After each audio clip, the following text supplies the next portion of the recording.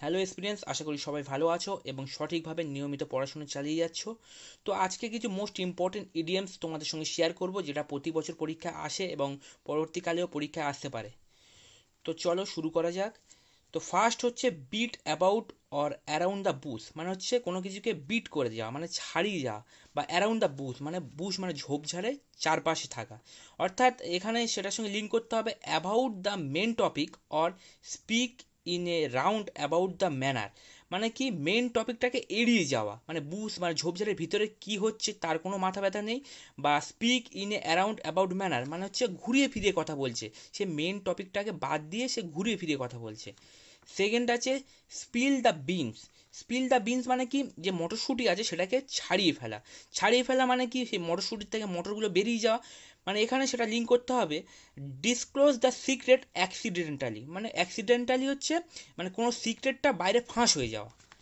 Third আছে কি cost and arm and a leg, মানে একটা আর্ম অ্যান্ড একটা লেগ, পায়ের যে মূল্য সেটা আমরা জানি সবসময় অনেক বেশি হয়, সেটার সঙ্গে লিঙ্ক করতে হবে ভেরি এক্সপেন্সিভ, সেটা হচ্ছে অত্যন্ত ব্যয়বহুল বা এ লার্জ অ্যামাউন্ট অফ মানি।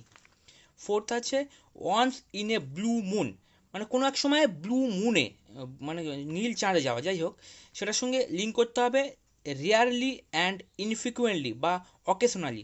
মানে ব্লু মুনে কারা যাবে, যারা হচ্ছে সায়েন্টিফিক কারণে যেতে পারো, তাই সাধারণ মানুষ সেখানে যেতে পারবে না, তাই জন্য সেটার সঙ্গে লিঙ্ক করতে হবে সেটা হচ্ছে খুব কমই ঘটে এমন কিছু, রেয়ারলি অ্যান্ড ইনফ্রিকুয়েন্টলি।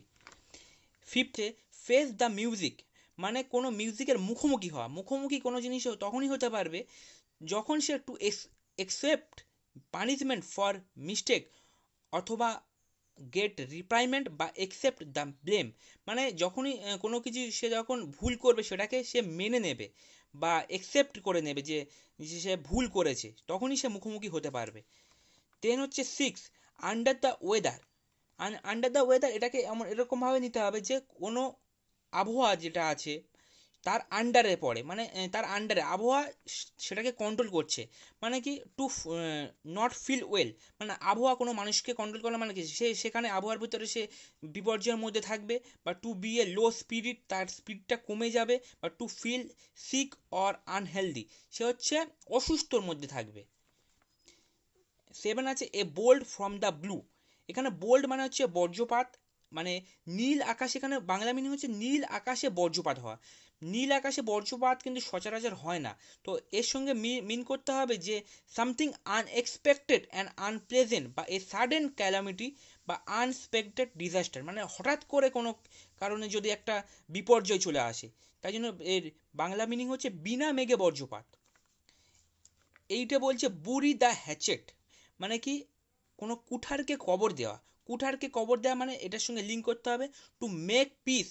কুঠার কবর দেওয়া হয়ে গেল মানে হচ্ছে একটা শান্তির পরিবেশ তৈরি হলো। বা টু এন্ড এ কোয়ারেল, মানে হচ্ছে তোমার ঝগড়া হচ্ছে বন্ধ হলো, এরকম একটা ব্যাপার। নাইনে আছে ওয়াইল্ড গুস চেস, মানে বলছে বন্য হংসকে তাড়া করা। মানে কি না, এই যে বন্য হংসকে তাড়া করছে এর কোনো মানেই হয় না, বৃথা পরিশ্রম যেটাকে বলতে পারি। যেটা বলছে দ্য ওল্ডলেস ওর্থলেস হান্ট অর চেস বা ফিউটাইল সার্চ বা আনপ্রফিটেবল অ্যাডভেঞ্চার। টেন আছে অ্যাট দ্য 11th আওয়ার। এটা 11th আওয়ার আমরা বাঙালিরা সচরাচর বলে থাকি যে আমার 12টা বেজে গেল। 12টা বেজে গেল মানে কি আমার পুরোটা শেষ হয়ে গেল, কিন্তু এখানে বলছে 11th আওয়ার, মানে পুরো শেষ হওয়ার ঠিক আগের মুহূর্তে, মানে at the very last moment, অথবা just before the deadline, মানে অন্তিম সময়ে। তো এই ছিল পুরো 10টা হচ্ছে তোমার ইডিয়ামস, খুব ইম্পর্টেন্ট, এগুলো পরীক্ষায় খুবই আসে। তো আমি চেষ্টা করেছি যতটা ভালোভাবে বোঝানো যায়, আশা করি তোমরা বুঝতে পেরেছো। তো এরকম আরও ভিডিও পাওয়ার জন্য চ্যানেলের সঙ্গে জুড়ে থেকো এবং ভিডিওটা ভালো লাগলে একটা লাইক করে দিও। So thanks for watching my video.